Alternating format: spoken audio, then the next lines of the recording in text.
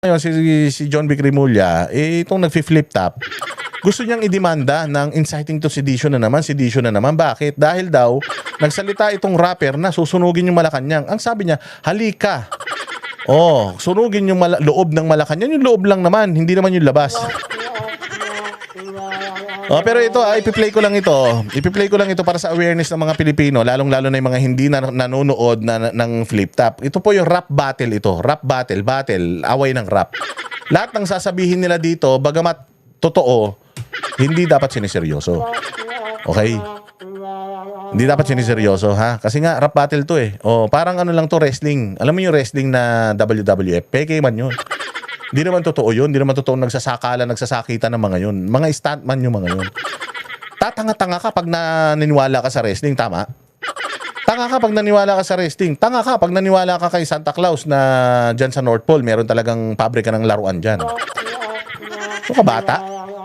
Ito si John Vic Rimulya gustong idemanda itong flip top at itong isang rapper na ginamit na reference yung politika sa Pilipinas. Anak ng tinapay naman yan. Sige nga, panoorin natin to and then desisyonan nyo kung dapat bang sampahan ng inciting to sedition. Lahat na lang inciting to sedition.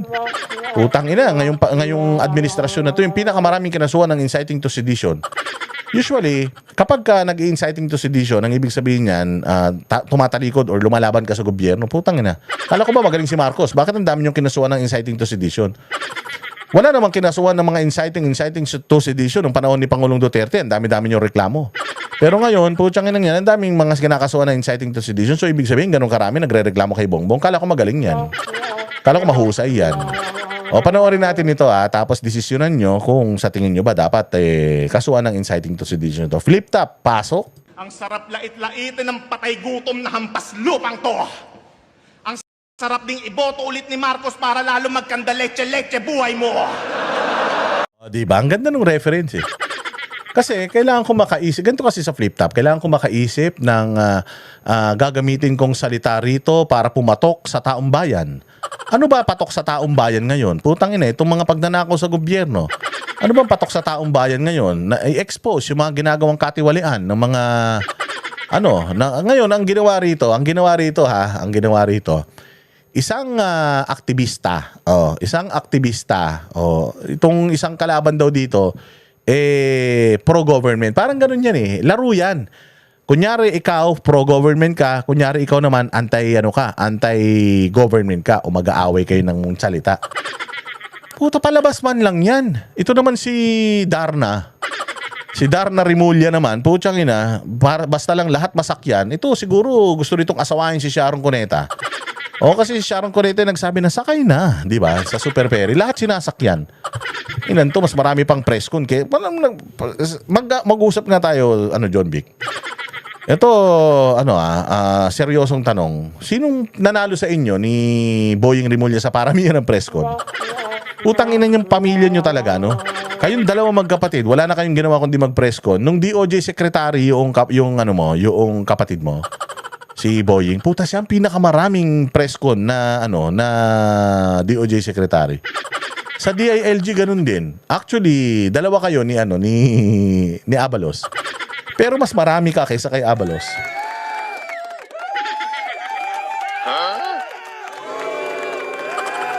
Mas marami ka kaysa kay Abalos. So ngayon, ang tanong, sino ang nagwagi sa inyong dalawa sa paepalan ni Boying? Ikaw o si Boying? Putang ina, parang hindi ka pumapayag. Na mas marami yung kapatid mo, kailangan marami ka rin. Lahat na lang, puro press con. Putang ina, gusto mo pala mag-artista, sana nag-starstruck ka. O kaya, total naman, si OG Diaz, pinagtatanggol si Trillanes. Bakit hindi ka kontakin mo si OG Diaz? Director man yun. Talent, man yun? Talent, ano ba yun? Sa bagay, si DILG Secretary Abalos, nag-artista pa nga yun. Di ba, nag-artista pa yung Black Rider, Mass Rider, ewan ko kung anong rider yun sa GMA7. Putang ina niyan. Gusto yata nitong gayahin, gusto ko pala mag-artista. Gusto ko pala lagi ka nasa balita. Ba't di ka nag-newscaster? Pinalitan mo sana si Noli Di Castro para araw-araw nasa TV ka. So yun sinabi nito, putang ina, gusto kong sirain ang buhay mo. Sa sobrang gusto kong sirain ang buhay mo, sana eleksyon ulit bukas para iboto ko si Bongbong. Dahil simula nung nanalo si Bongbong, nasira ang buhay mo. Nasira ang buhay natin lahat. So imagine, nagagamit silang reference sa Sa flip top, anak ng tinapay. Di kayo nahihiya niyan. Ulitin natin. Ang sarap ding iboto ulit ni Marcos para lalo magkanda leche-leche buhay mo.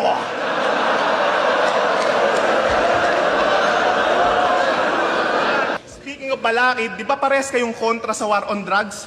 Tsaka sa mga pumapatay na parak? Kakakontra nyo sa tukhang, ayan yung presidente nyo, bangag. Aray. Ang sakit naman nun. Oo nga naman. Oo, kasi di ba? Oo, nung panahon eh. Oo, yung isang rapper na yun, yung balakid na yun. Galit na galit kay Duterte yun. Aktivista yun eh. Aktivista. Oo, aktivista yun. Lagi naman nagchochok. Tangina no, tali-talinuan din. Lagi naman nagchochok. Oh, so galit na galit kay Duterte yun. So sobrang galit kay Duterte nun, talagang lahat, pati yung mga war on drugs, si Kian, ginawang santo. O sa sobrang galit nila kay Duterte, putsang inang yan. O ayan na, nalusutan sila. O sabi nito yung presidente raw bangag. Kaya no. Alam mo, grabe mag-views to ang flip top, pag nag-views yan, bilyon-bilyon. Hindi naman, milyon-milyon lang.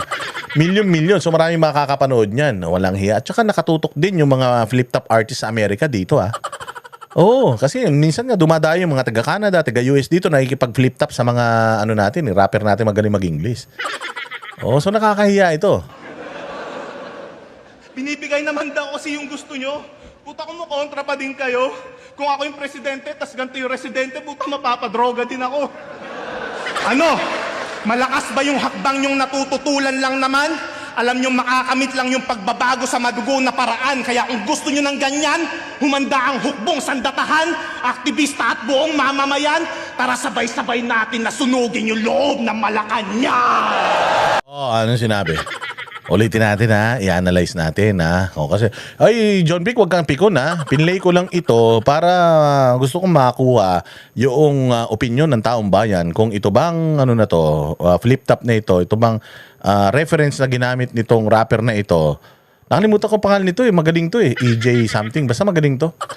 Itong rapper na ito, karapat dapat ba nakasuhan siya ng inciting to sedition? Ang sinabi niya dito, kung ganyan pa rin kayo at kung ganyan ang gusto nyo, conditional na naman.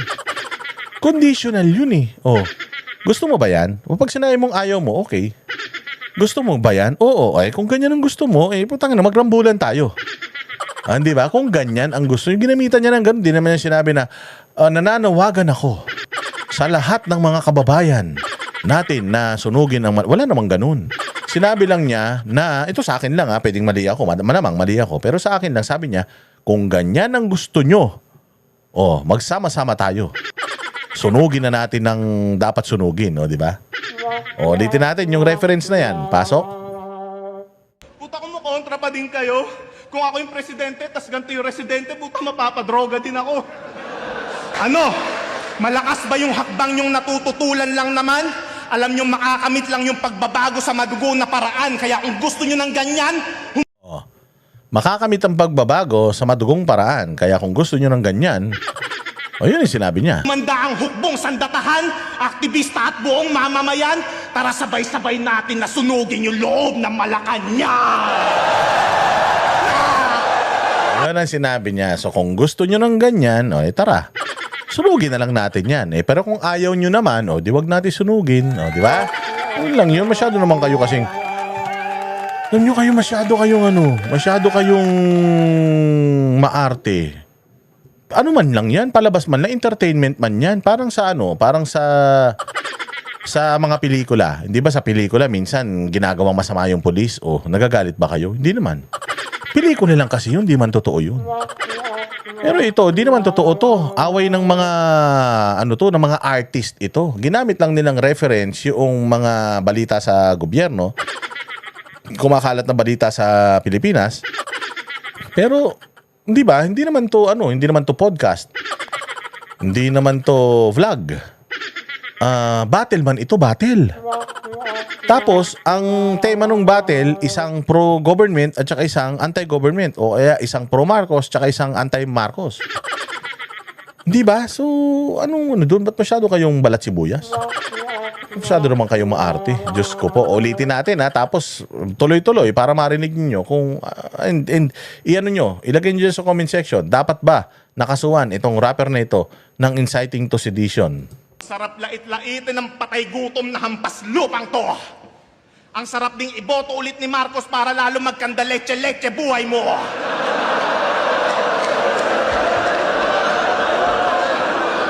Speaking of balakid, di ba pares kayong kontra sa war on drugs? Tsaka sa mga pumapatay na parak? Kaka-kontra nyo sa tukhang, ayan yung presidente nyo, bangag. Binibigay naman daw kasi yung gusto nyo. Puta kung kontra pa din kayo. Kung ako yung presidente, tas ganito yung residente, puta mapapadroga din ako. Ano? Malakas ba yung hakbang yung natututulan lang naman? Alam nyo, makakamit lang yung pagbabago sa madugo na paraan. Kaya kung gusto nyo ng ganyan, humanda ang hukbong sandatahan, aktivista at buong mamamayan, tara sabay-sabay natin na sunugin yung loob ng Malacanang. Grabe naman yan. Oo, isusunugin yung loob lang naman. Hindi naman yung labas. Oo, pero, well, lagay nyo dyan sa comment section kung sa tingin ninyo, rebellion at inciting to sedition yung sinabi ng tao. Pwede na yung sinabi niya, inciting to burning the Malacanang. Pwede. Pero if you're gonna look at the whole context and if you're gonna look at the whole kung panonoorin mo yung buong flip-top battle na yan, you just made it controversial. Mag-garner lang yan ng sobrang dami na kasi ang magiging alibay lang naman nitong sasampahan ng kaso dito is, sir, ano man lang yun, di man totoo yun, laro-laro man lang yun. Ay, hindi pwedeng laro yan. Kailangan maging responsable ka. Paano, putang ina, kailan ka pa pwedeng maging responsable sa flip-top? Walang responsable dyan. Dyan sa flip-top, siraan ng buhay dyan. Putang ina. Kailan ka nakanood ng flip-top na pwedeng magsabi ng magandang bagay sa isa't isa? Puro pangit na bagay ang lalabas sa bibig ng mga tao dyan dahil dyan sumikat dyan. Nang tinapay, pwede ba mag-flip-top ng ako magsasabi ko ng magandang bagay sa'yo, tapos ikaw magsasabi ka ng magandang bagay sa akin? Putang ina, hindi battle yun. Putang ina, ano na yun? Friendship na yun, hindi na yun battle. Mayroon bang battle na magkaibigan na nagbabatian? Kaya nga battle, mag-aaway, magkakaaway sila. Iba yung opinion ng isa, parang debate yan.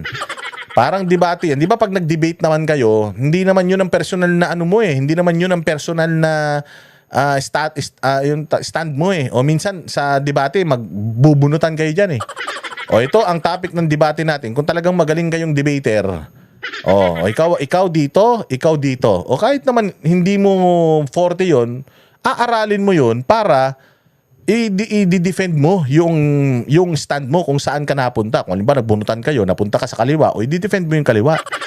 Sa ayaw at sa gusto mo, dahil nga magaling kang debater, parang pag abogado rin, di ba? Kung abogado ka, minsan naman yung kliyente mo, hindi mo naman pwedeng piliin O katulad ni Sal Panelo, lumapit sa kanyang maging abogado siya ng mga ampatuan, yung nagpalibing ng buhay doon sa mga media sa saan ba yun? Sa Mindanao. Hindi ba? So, kahit ayaw niya sa mga ampatuan, pero dahil the ampatuans are paying good, and because trabaho ko yan, i-defend ko yun sila kahit ayaw ko sa kanila.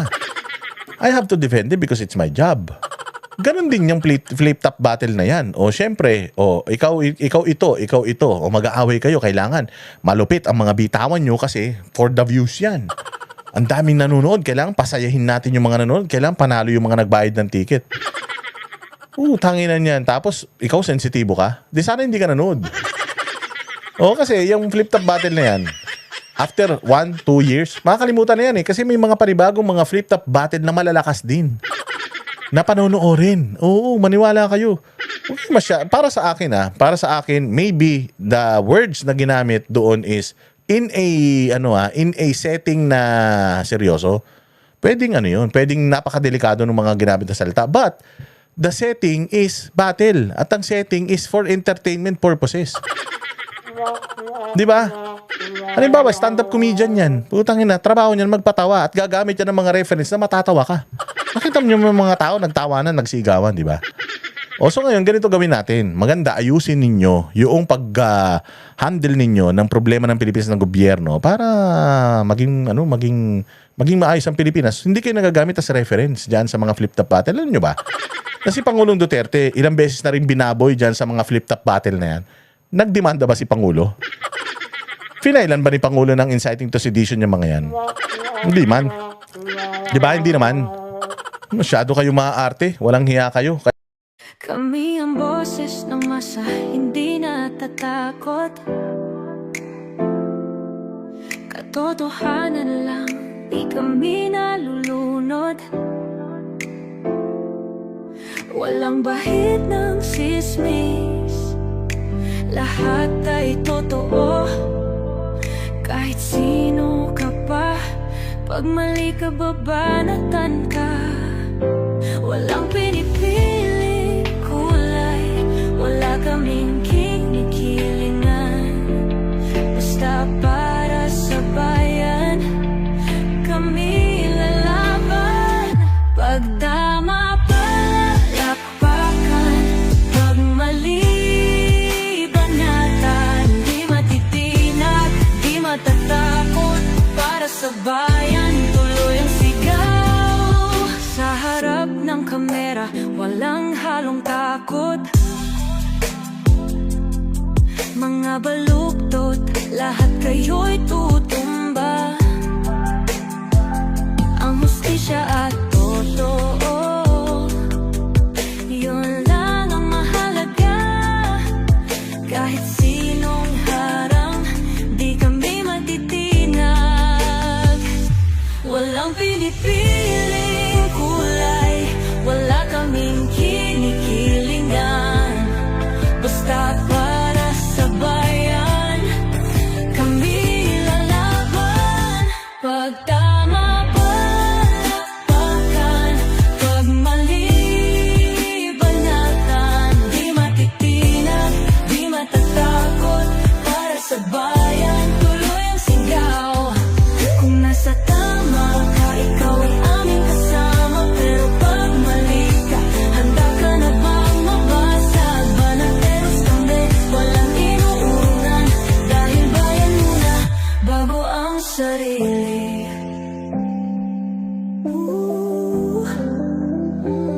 Bago ang sarili.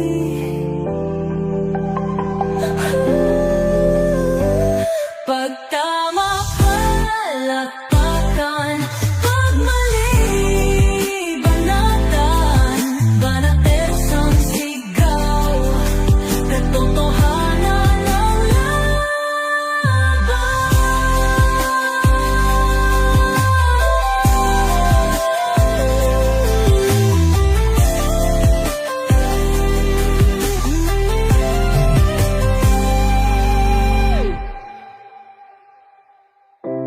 Sa harap